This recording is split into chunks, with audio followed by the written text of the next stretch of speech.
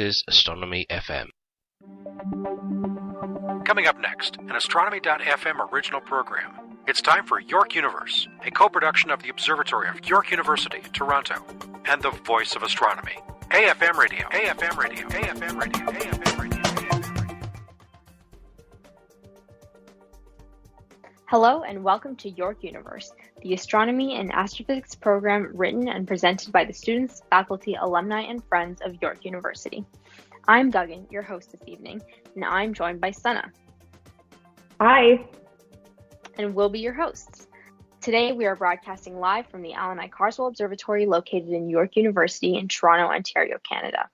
This is Science Night in Canada, where the lineup is all Canadian, starting with ourselves, York Universe, then on to Quirks and Quarks, Western Worlds, and Science for the People. York Universe broadcasts every Monday night at 9 p.m. local Toronto time or Tuesday morning at 2 a.m. Universal time. The York Universe production works in concert with our online public viewing program run by the Observatory team, which runs between the hours of 9 to 10 p.m. local Toronto time. Go to observatory.info.yorku.ca and follow the links to OPV and join the chat. Our broadcast is powered by and in partnership with Astronomy.fm, the voice of astronomy. For any questions or comments you have of our past shows, or if you have suggestions for future topics, please send us an email at observe@yorku.ca.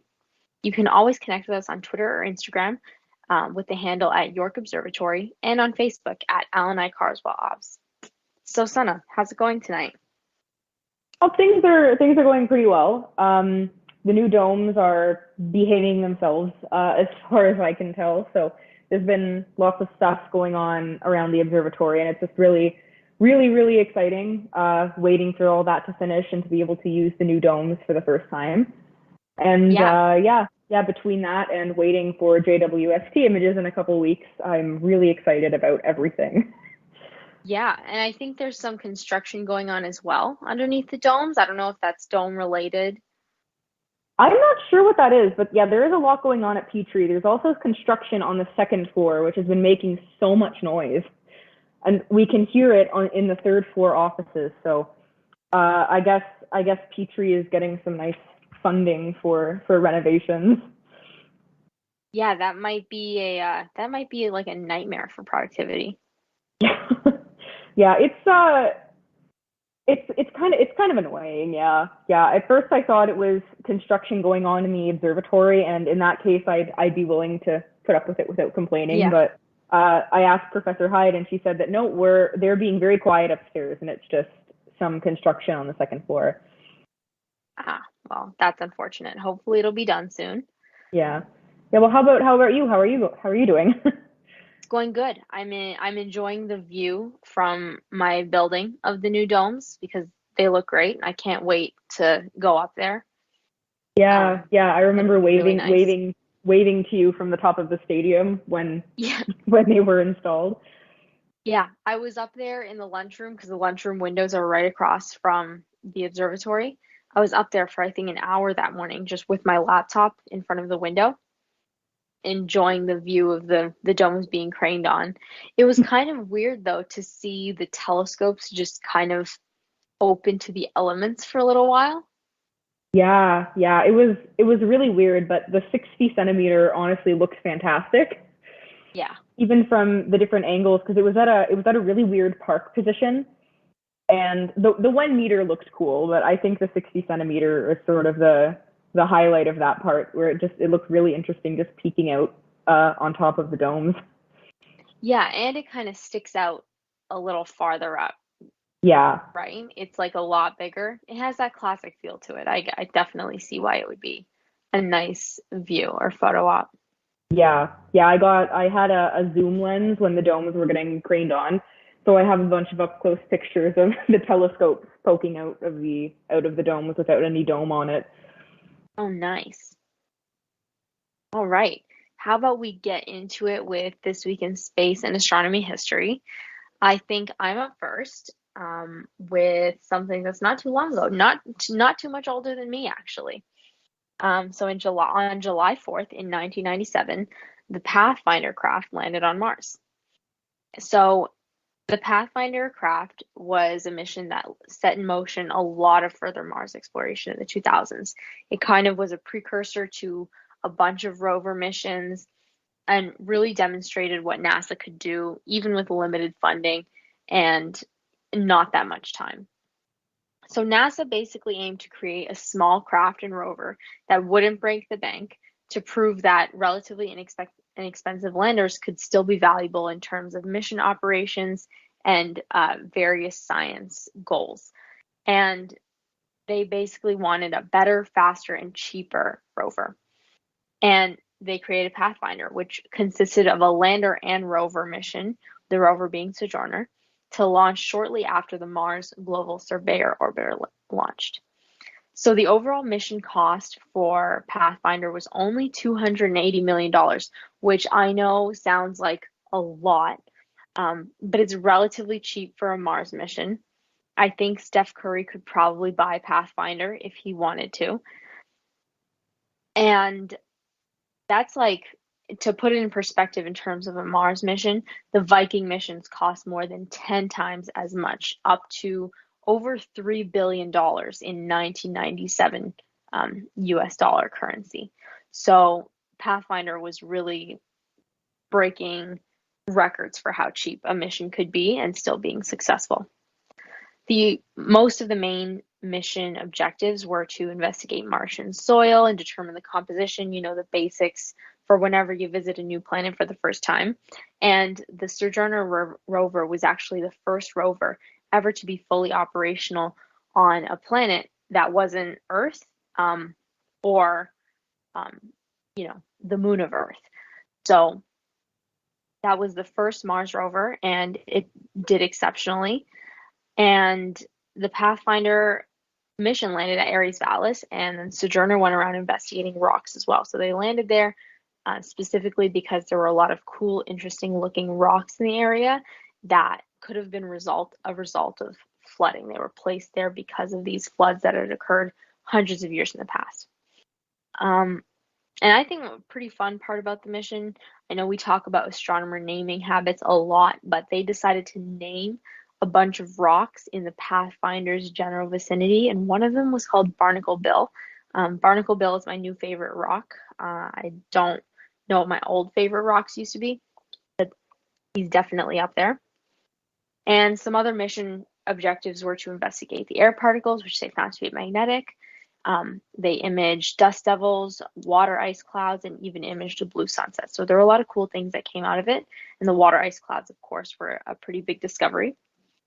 And Pathfinder, despite its accelerated timeline and pretty small budget, it was only expected to last between a week to a month, but it actually ended up lasting 3 months. And the only thing that they think caused that mission to end at the 3-month mark was because the battery, which is only designed to last a month, they think that there was like a charging issue when it was recharged more than it was expected to. So this, maybe with the battery upgrade, this could have been a much longer, more successful mission. But as far as what they were expecting to get out of Pathfinder, they got a lot more. I love the rock Barnacle Bill. Yeah, Barnacle Bill. Like, why? Where did they find Barnacle Bill? There's more. Have you seen the picture, Sana? No, I haven't. Okay. Hopefully somebody on OPV is listening to this and puts up the picture of all the rocks that Pathfinder named, Pathfinder and its observers, of course, because they're hilarious. There's one called Pooh Bear. There's one called Yogi. There is, hold on, I'm pulling up the picture right now. There's a rock called Souffle. Oh my god. And another one called Scooby-Doo. They have Twin Peaks in the background. One's called Bam Bam. And another one's called Squash. So they really had a great time with this. The names like years ago are so much better than the names that people are coming up with now. I know. They're running out of the good names. Like there's a rock in the background of this photo called Indiana Jones. Oh my god. And Barnacle Bill is the one that's like closest to Pathfinder. Oh my gosh. So they were having fun. I really want to be a fly on the wall for the conference room where everybody was sitting naming rocks. Yeah, I wonder like how they decided, like did they just give anybody associated with the mission like a chance to name a rock? And then that would be a fun thing to do.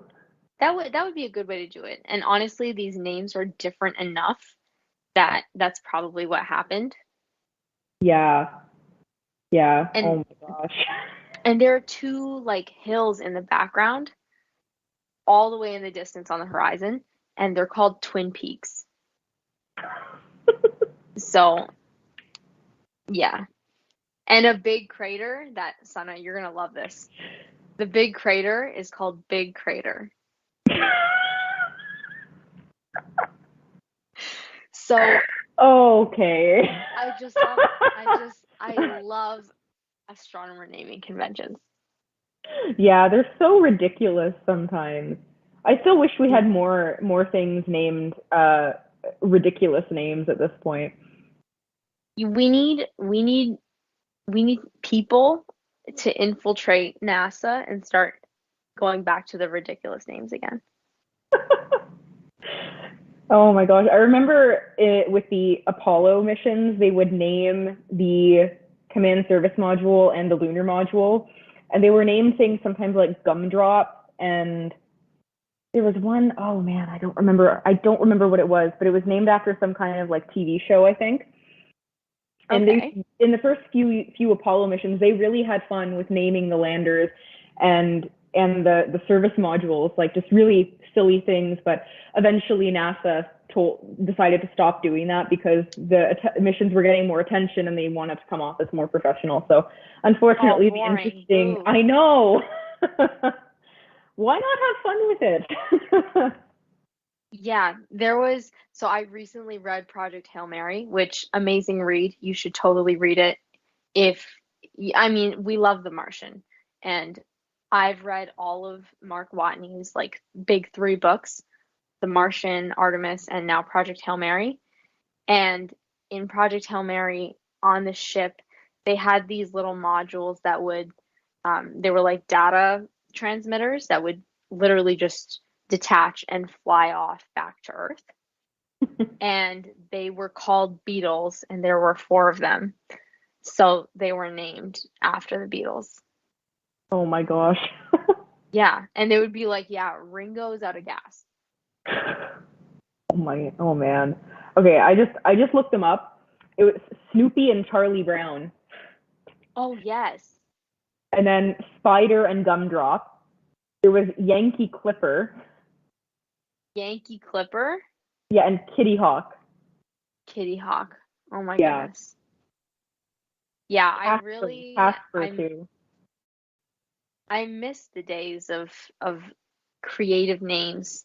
Mm-hmm. I mean, we still have some. Like basically everything in our solar system has a pretty great name. I love the Jupiter system where you have the Greek camp and the Trojan camp of asteroids. Yeah, I got to admit that once it's the IAU that determines those names. So like once I think so anyway. So like once they pick a naming convention, they do stick to it pretty well, and it does have some pretty interesting names. But I miss the funny ones. Yeah, I do. I think they probably reserve the funny ones for small things, like not a whole planitia. It's like more of the rock on the planitia. Hmm. All right, I think you're up next with Cassini. Yeah. So this is the anniversary of Cassini, the Cassini-Huygens probe arriving at Saturn. So Cassini-Huygens was a joint NASA and ESA operation, with Cassini being operated by NASA. This was a Saturn orbiter whose main mission goal was to just study the Saturn system, so the planet, the moons, and the rings, and the way that they all interact with each other. And then Huygens was a lander operated by the European Space Agency, which was meant to land on Saturn's moon Titan to study that planet and its atmosphere. Both of these probes were named after different scientists. So again, we're talking about naming conventions in NASA and other space agencies. And they were named after scientists who had made significant discoveries about about Saturn and the Saturn system. The Cassini probe was named after astronomer Giovanni Cassini, who discovered several moons of Saturn and also discovered the Cassini division in Saturn's rings. And this is just a small gap in between certain rings of Saturn that it's kind of hard to see with a telescope, but if you have a big enough one, you can see a pretty small and thin division or a little gap in the rings. And then the Huygens probe was named after Christian Huygens, who discovered Titan in 1965. The pair launched together in 1997 and finally reached Saturn about 7 years later on either, depending on what time zone you're in, July 1st, 2004 or June 30th, 2004, which became the first man-made object to ever enter into orbit around Saturn. The flight of Cassini-Huygens from Earth to Saturn was a little bit weird. It didn't take a direct route to Saturn. I think it was just because the rocket, if I'm remembering correctly, just wasn't powerful enough to send it directly to Saturn because it takes quite a lot of energy to be able to do that. So the probes were actually relied on 4 different gravity assists. 3 of them came from planets in the inner solar system, 2 from Venus, and then 1 from the Earth, and then 1 from Jupiter in the outer solar system. And while the main points of all of these flybys of the 3 planets were to get a gravity assist for Cassini-Huygens, the mission scientists took advantage of the flybys to turn on all of Cassini's instruments, in part to test them to make sure that they were ready for when they arrived at Saturn, and also to be able to take some valuable data about the planets themselves. And it was actually a very good thing that they did this because the instruments did return quite a lot of information about Venus and Jupiter and allowed scientists to discover a software bug in some of the instrument software that was actually fixed before Cassini arrived at Saturn. So it turned out to be a very worthwhile thing to do. And like I said, in total, it took about 7 years for the pair of spacecraft to reach Saturn, but they eventually did on July 1st, 2004. Just a little bit about the mission itself. It was overall a very successful mission lasting I think 2 decades about. It led to tons of groundbreaking discoveries about Saturn and its moons and its rings. It took detailed observations of Saturn, which would not only help understand Saturn itself, but also help to understand just our solar system in general and its evolution, which of course can be applied to not only studying our solar system, but studying other solar systems and the way that they're developing as well. Cassini took also a lot of really interesting observations of Saturn's atmosphere. It found lightning on Saturn, observed Saturn's yearly storm, which only occurs once every 30 Earth years because Saturn's year is 30 Earth years. It observed a hexagonal jet stream around the north pole of Saturn, which was quite unexpected if I'm remembering correctly, and also revolutionized the understanding of Saturn's magnetic field. It has a pretty complicated one, so Cassini took a lot of very, very valuable observations of Saturn's magnetic field that greatly helped in understanding it. And if you ask me, some of the best observations that Saturn or that Cassini took of Saturn had to do with its rings and its moons. Saturn is a fascinating planet on its own, but the ring system at Saturn is it's massive. It's really, really gorgeous. So I do think that's where a lot of some of the most interesting discoveries that Cassini-Huygens took. I think that's some of the most interesting ones. Cassini took extensive observations of the ring system and even found a new ring called the E ring, and also discovered how the moons of Saturn interact with its rings. This includes discovering a massive subsurface ocean on the moon Enceladus, which is ejecting water into space and feeding Saturn's E ring. So it's a very complicated interaction that I think is really, really cool that a planet, that a moon is actually feeding one of the ring systems in Saturn.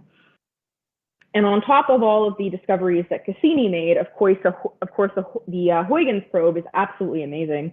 In 2005, Huygens was released from Cassini and then headed toward Titan. It ended up landing on Titan, becoming the first probe to land in the outer solar system. it took so many fantastic observations of Titan, and especially when combined with the Cassini observations of Saturn's moons, really changed the view of what moons in the outer solar system look like. It revealed that Titan is a very dynamic world. It has its own weather system, so rain, clouds, lakes, and rivers, but made of methane and not water. And I think before the Cassini mission, there was sort of a view that the moons in the outer solar system weren't all too interesting, just because they're very far away from the sun. But these observations sort of revealed that even being so far away from the sun in the outer solar system, these moons can really be dynamic and possibly even host life on Titan and Enceladus and some of the other moons around Saturn and the other planets in the outer solar system.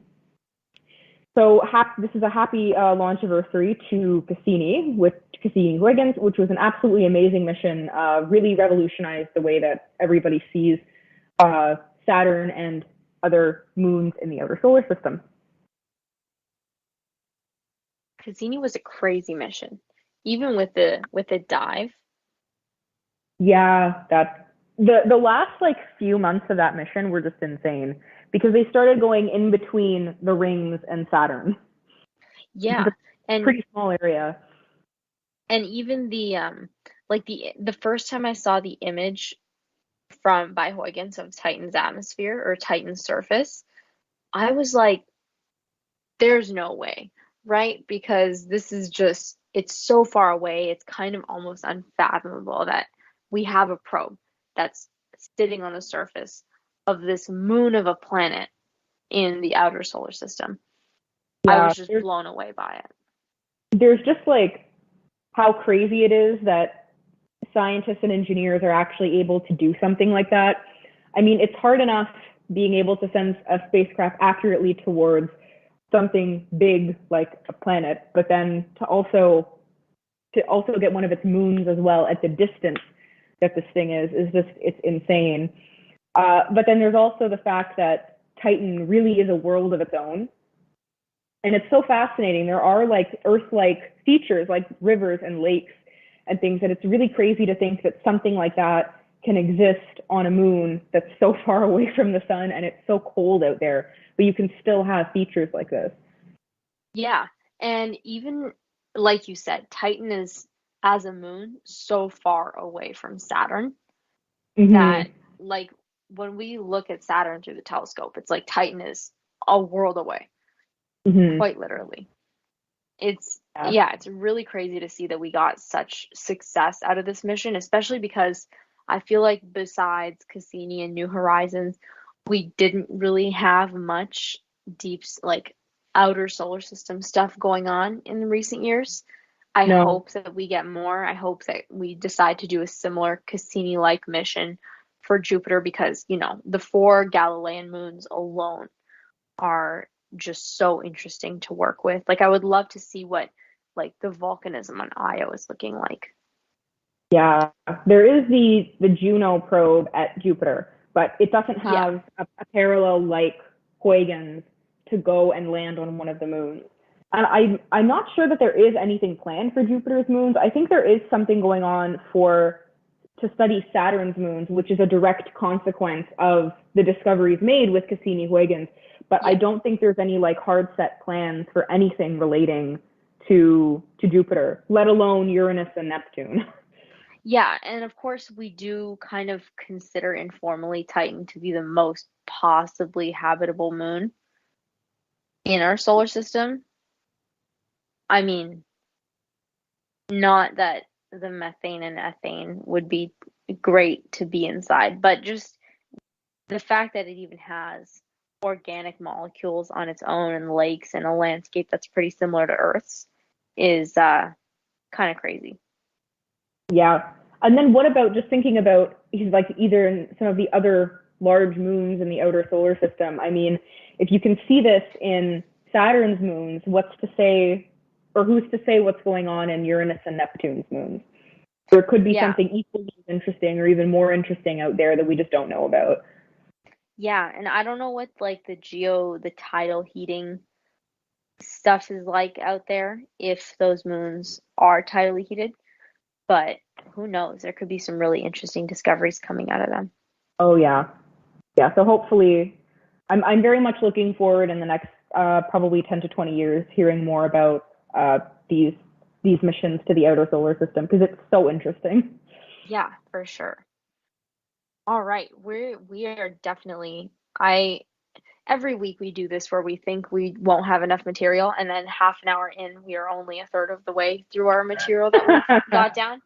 Um, Yeah, yeah. That's why I was thinking about doing 3 news stories, but I think we're fine with just the 2, even if it's just the 2 of us. I don't think we can do three. No.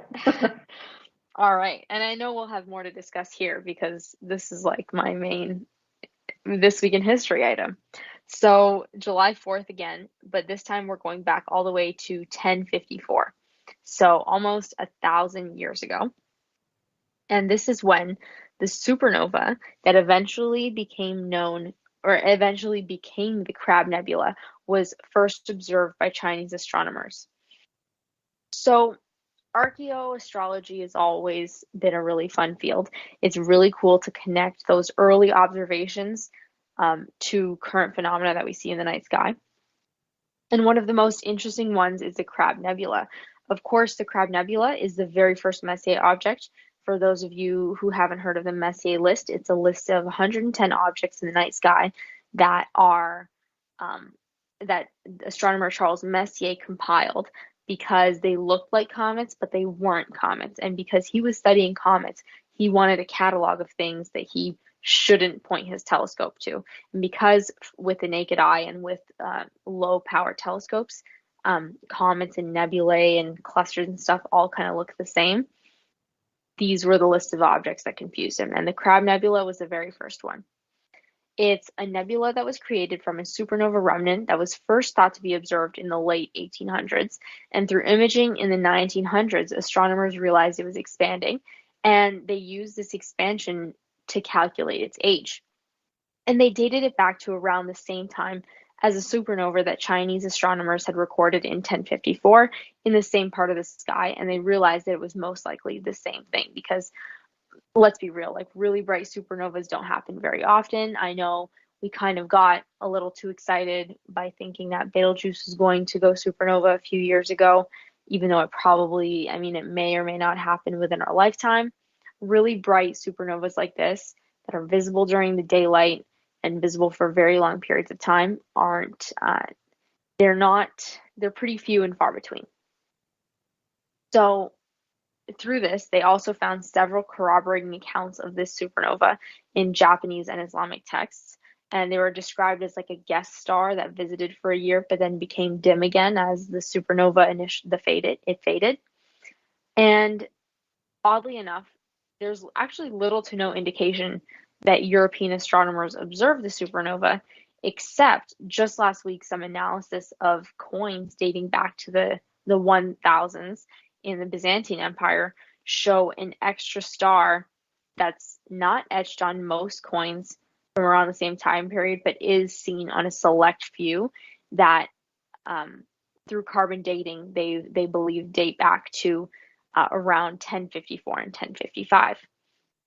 So a lot of astronomers or archaeologists believe that this starburst-like drawing could actually be the supernova. And it's a pretty far-fetched idea, but who knows? Of course, with a lot of these types of things with records dating back 1,000 years, while even though it might have been observed, it's probably a lot more likely that it was observed and the records are just lost to us and we won't ever be able to find them. Because if it was pretty bright for astronomers and observers in like 4 or 5 different countries to observe it, it would make sense that it was visible all around the world, or at least in the northern hemisphere. So yeah, this is a pretty cool discovery that they matched up to old records. And yeah, maybe there are more lost records that we haven't seen yet. Yeah, Betelgeuse needs to blow up. It does. Come on, we're waiting. Yeah, the Crab Nebula I think is probably one of my favorite Messier objects just because it is a really cool object. But every time I look at that and think about like how how powerful this supernova was and how we could see it during the day. I just keep thinking that Betelgeuse just really needs to blow up already. Yeah, we need we need a new nebula. Yeah. Yeah, and especially with JWST about ready to start science operations, like, oh man, the stuff that would be great. that pointing JWST at it at some point when it wouldn't be so bright that it would possibly damage instruments, that would be so amazing. Yeah, I mean, that would be, it might take a couple of years for it to get down there because I think the Crab Nebula was almost like as bright as a planet. I believe. Yeah. No, brighter. No, you're sorry, my mistake. Because even Venus and Jupiter are usually only visible during like dusk to dawn. Mm-hmm. But this was visible during the daytime. So probably more like, moon level brightness almost. Yeah. Oh man, it would be so cool for Betelgeuse to blow up, because you'd get the best of it regardless of when it even happens. Even if it was during the summer when Orion isn't up at night, you would still be able to see it. Yeah, you would. That's crazy. Because we would see it during the day. Oh, but imagine the view at night though. Oh yeah. Oh, that would be amazing. At that point, I would just travel to see it. Yeah, because it does stay bright for a decent amount of time, so you could always book a last minute trip to somewhere in the southern hemisphere and see it at night. Australian outback, here I come. Yeah, you can up a whole telescope. It looks at the small and large Magellanic clouds too. Oh yeah. Oh, I would love to see those. Yeah. I remember, I'm not sure who it was, but Professor Delaney was telling me about someone who noticed a supernova in one of the Magellanic clouds. And it wasn't like a particularly bright one, but he just knew the sky so well that when he went out and saw a different star, he knew that it was a supernova and discovered a supernova that way. Wow. Yeah, and I don't think I would ever be able to know the sky as well as that person did to be able to see a supernova like that. But Betelgeuse, everyone will know. Come on, universe, this is what I want for my birthday in like 6 months. This is what I want. Yeah. It needs to give it to us. Oh yeah. And it could reasonably happen within our lifetime, but I wouldn't bet on it, but it could reasonably happen. I was so excited 2 years ago. They had me thinking it was going to blow up like next month. Yeah, I was really hoping that it would when I heard about the weird like dimming going on there. I was really hoping that it was just doing something odd and was just going to go supernova, but no, I think it was just dust, a big dust cloud. Yeah, it was the dust cloud, and then I think there was like a chorus of astronomers that was like, no, this happens every 8 years. You don't need to worry about it. And I was like, dang it. I know. Like, come on. Yeah, and you know what? I think the Crab Nebula stayed really bright for almost a year. So even if no matter what time of the year it blew up, we would get the summer and winter views. Mm-hmm. Yep. All right. I think you're up next with our last This Week in Astronomy History item. Yeah, so back early July 2nd, but in 1985 this time, which is the launch of the Giotto spacecraft.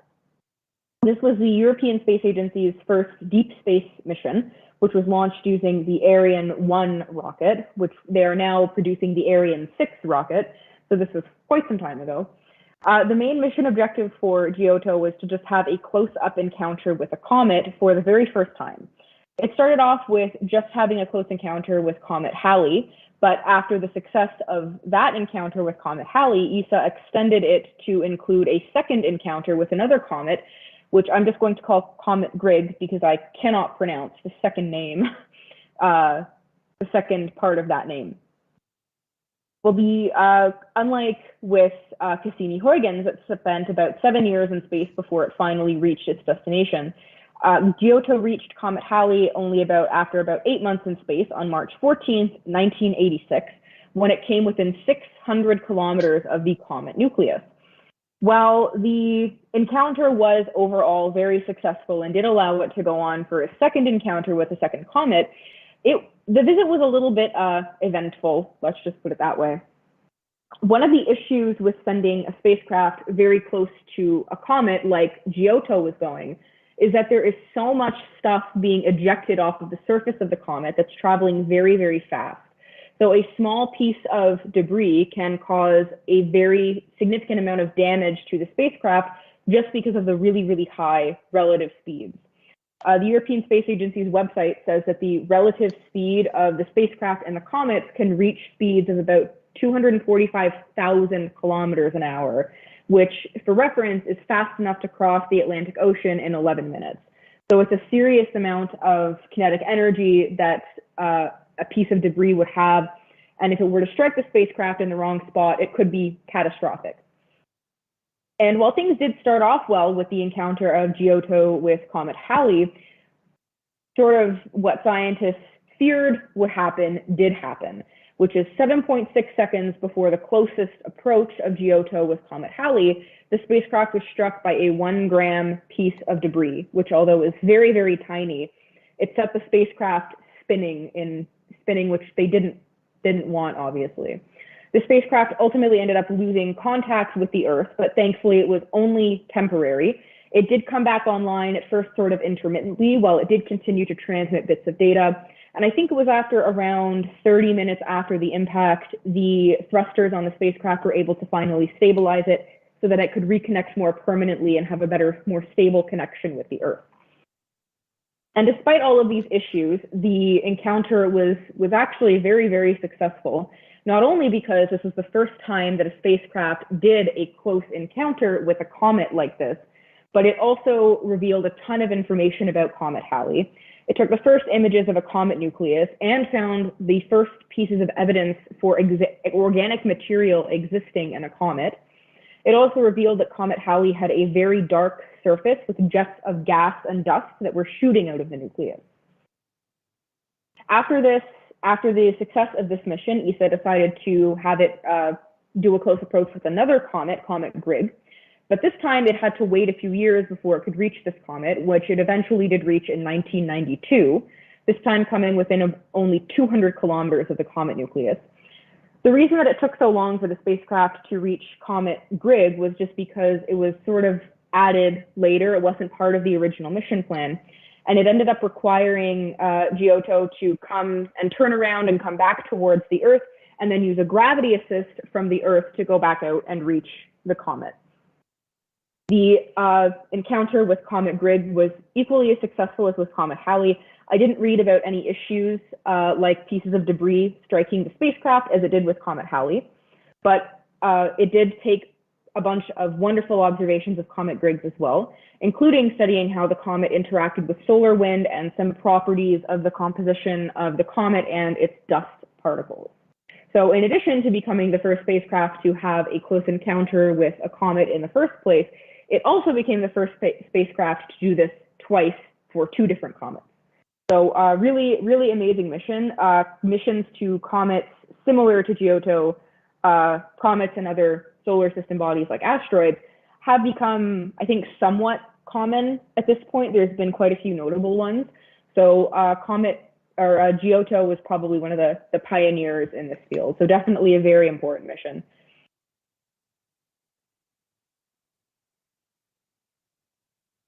Yeah, definitely. Asteroid and comet missions are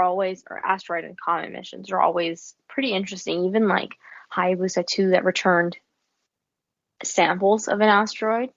Mm-hmm. Because comets are such fleeting objects, and especially Comet Halley.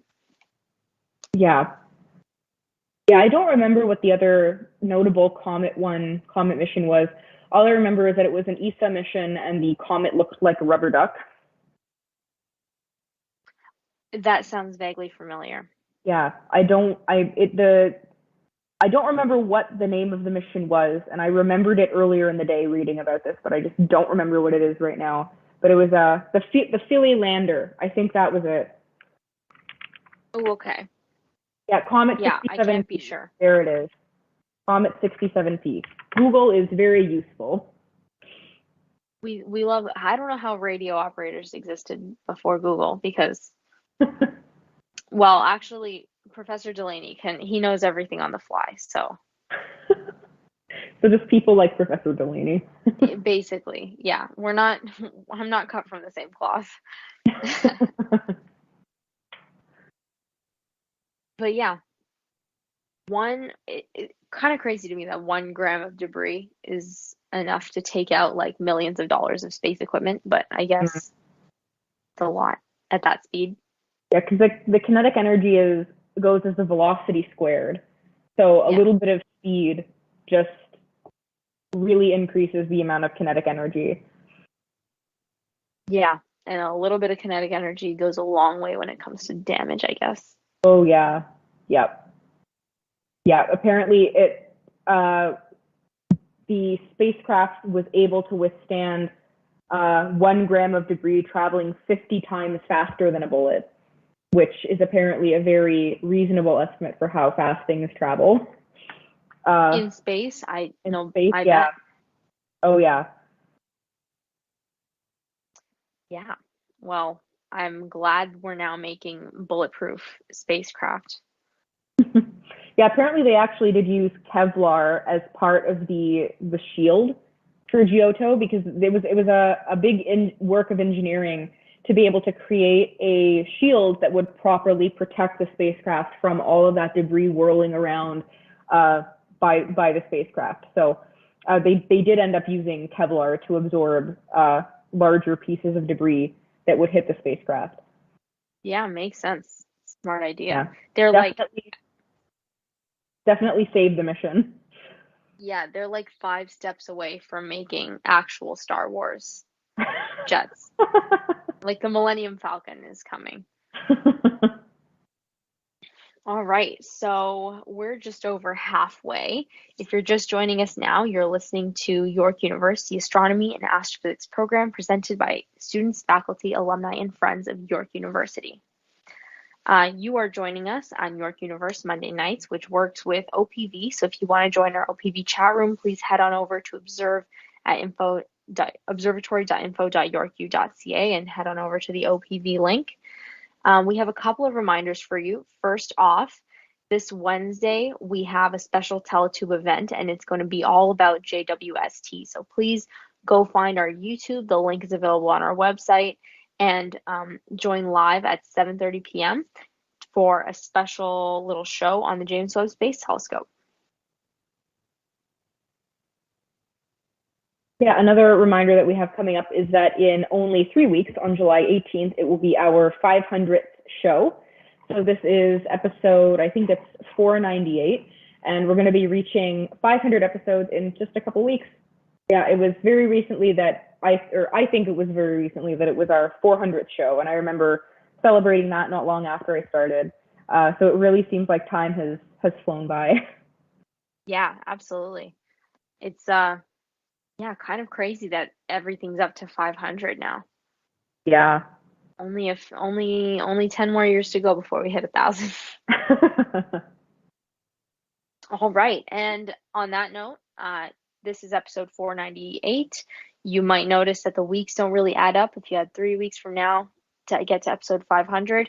And that's because next week there is no show because Monday, for all our American listeners, it will be the 4th of July. So please enjoy your holiday. OPV will be running as that is a Canadian broadcast. And, we're 3 days early for our celebration. So enjoy your 4th of July. We won't be having a radio show next week. And our final reminder is that we do have several International Space Station passes this week in Toronto specifically. This will vary by location, so make sure to visit either Spot the Station or Heavens Above to figure out the exact times for ISS passes in your location. But if you're in Toronto or any of the surrounding areas, there are multiple passes coming this week that run pretty high in the sky. They're typically only in the early morning, so about 3 to 4 a.m. There's one on June 28th and June 30th, and then also from July 1st every day right until July 4th. So multiple passes this week. ISS is always a really fun thing to observe because you don't need anything to observe it. It just looks like a really bright star moving pretty quickly through the sky, and it's always a lot of fun. Yeah. Were you guys able to track it with the 1 meter? We did once, and Nice. we did get pictures, but not very good pictures because it was just with my camera, and we were having trouble focusing it and positioning it in the field. But there is the Allan camera up on the 1 meter now, so hopefully we'll be able to get a video of it at some point. And with the new domes being automated, I think everything's going to be a lot easier in that respect. Yeah, that's like a 4-man job because we need somebody on camera, somebody on telescope, and then somebody on domes. Mm-hmm. But with the program domes, it'll be nice. Yeah, you can just set the telescope in motion, and then the dome will move with it. So hopefully there will be actual good pictures of the International Space Station with the 1 meter coming soon. Awesome. All right, well, let's get right into our news stories. We have just under 15 minutes left. Sana, I see you have an InSight mission for us. Yeah, so this is kind of a sad update on the InSight mission. So the InSight mission is a NASA Mars lander, not a rover, with the name InSight standing for quite a lengthy acronym. The Interior Exploration Using Seismic Investigations, Geodesy, and Heat Transport, abbreviated to InSight.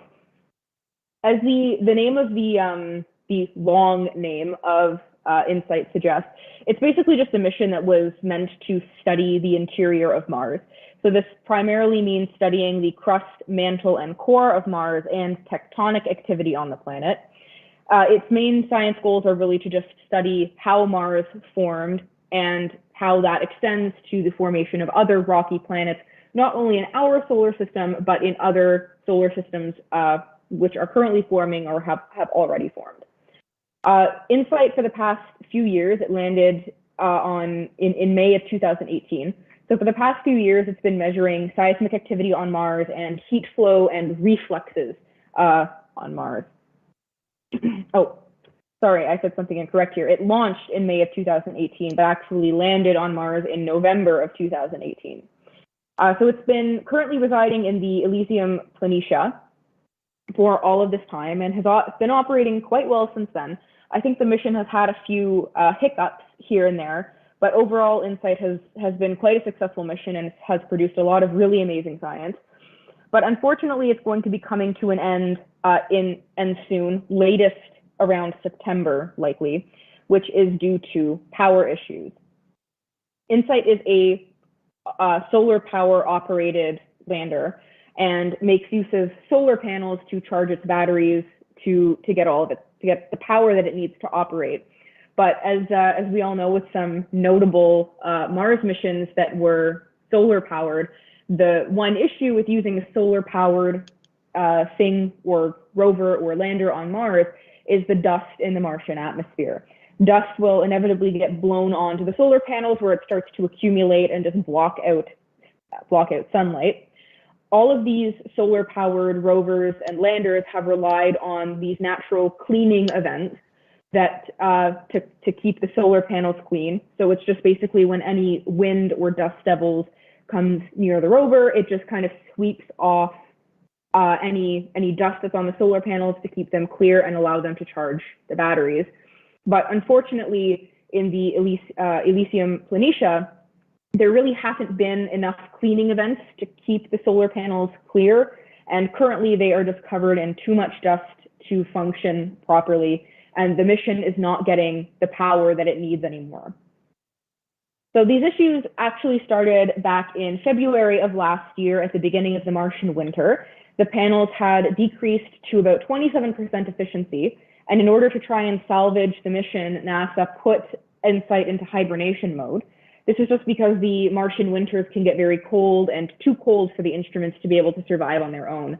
So NASA just wanted to hibernate the rover so that it could use all the available power to warm the instruments and keep them functioning properly for when they reached Martian summer and they didn't need that internal heating anyways. NASA had been hoping that the issue would improve over the course of the Martian winter, but they recently announced that it's really just not going to improve enough for the mission to continue, and they will ultimately be decommissioning InSight soon. It's currently operating at about 10% capacity, so it's just really not enough to keep the mission going, very sadly.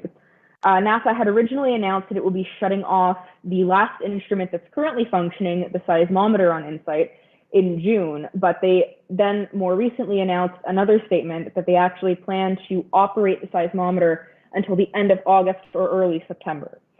And the way that they're doing this is that they plan to turn off another part of the spacecraft that was currently on, the fault protection system. This system sounds like it's pretty important to the mission, and it actually is. It just kind of keeps the spacecraft safe from any unexpected events.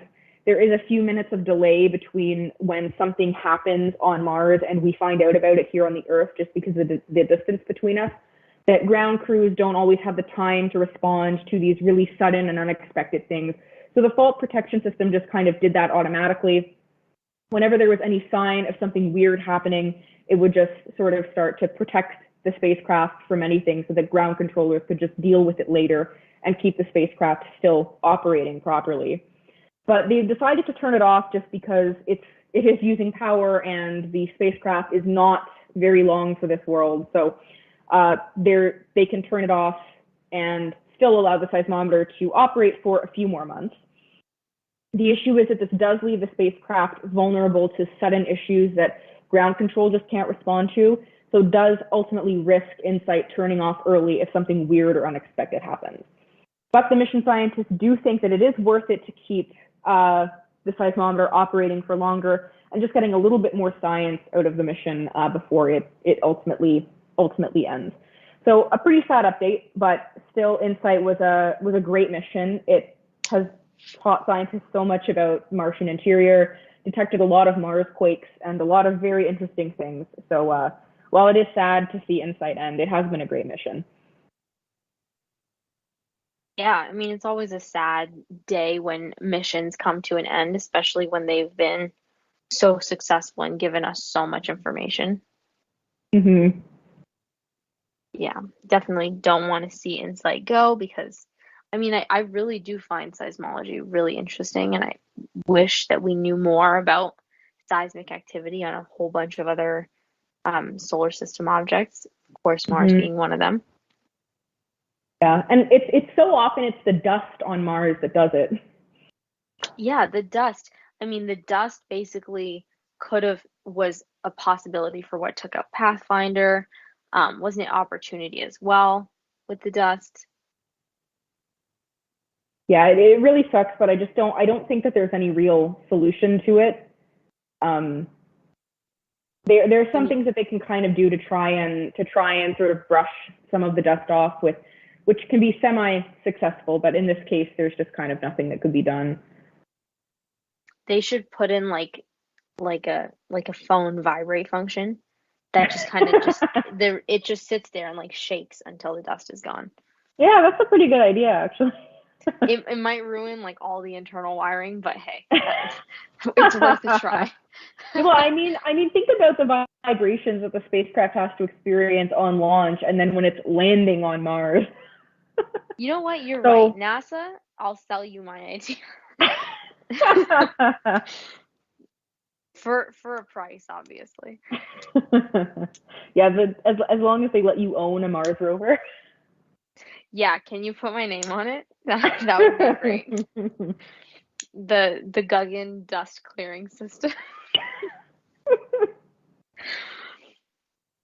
Anyway, so okay, I'm gonna run through my last news item because we have 5 minutes left. So a lot of our space research is dedicated to finding other habitable planets like Earth. You know, there's lots of movies about it. We are always looking for other planets that could sustain human life. And a key part of that process is finding water. In most planetary systems, though, liquid water can only exist on the surface under pretty stringent conditions. The surface temperature and pressure, they have to be within pretty close windows, and these are also affected by the atmospheric composition, thickness, size of the planet, the distance between the planet and its sun, how fast the planet revolves, or and it's all its other orbital parameters.